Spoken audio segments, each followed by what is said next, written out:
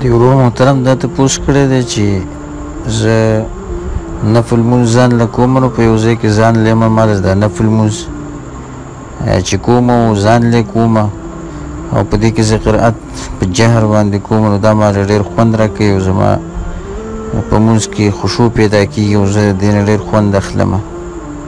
نو آیا زه دا نفل لمونځ دا په جهر باندې شم کولی او که نه؟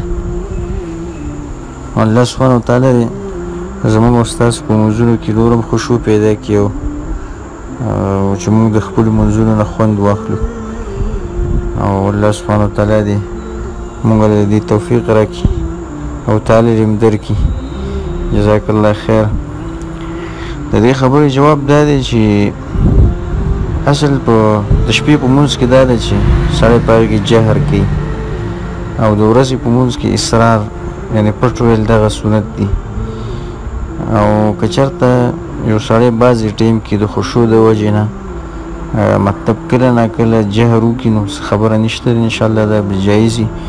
شیخ ابن باز رحمه الله نه هم دا تپوس شوی دی، هغې هم دغه جواب ورکړی دی چې اصرار دا پکې بهتره دی، غوره دی، پکې افضل دغه دی چې سړی په پټه باندې ووایي او که کله کله سړی داسې جهرن ووایي د خشوع د وجې نه نو انشاءالله په دې کې څه حرج نشته دی خو افضل دا دی چې سړی پټه باندې ووایي او کله ناکله سړی کولی شي جهر.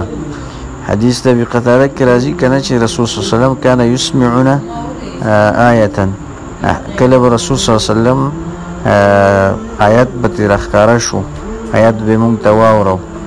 نو کله ناکله امام په سري لمونځ کې هم داسې کولی شي چې یو آیت نیم هغه په جهر باندې ووایي او مقتدیان دغه واوري. انشاءالله په دې کې به څه حرج نه وي. والله تعالی اعلم.